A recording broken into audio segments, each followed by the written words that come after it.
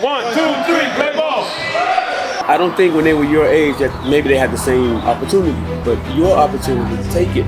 Take your opportunity, take it for you at 14, 15 years old. Now going back, now you know what it feels like, what it means to work, how hard you need to practice, how dedicated you need to be, what it takes to be like successful and the hard work and the commitment.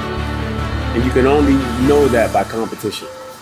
And that's what you have absolutely nothing to lose. Nothing whatsoever.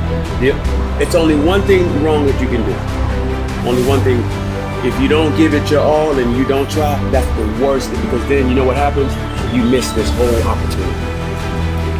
Don't get back on the train. Don't get back on the bus going back to Switzerland and says, damn, I didn't play as hard as I wanted to play. Because you never know if you would get this opportunity again.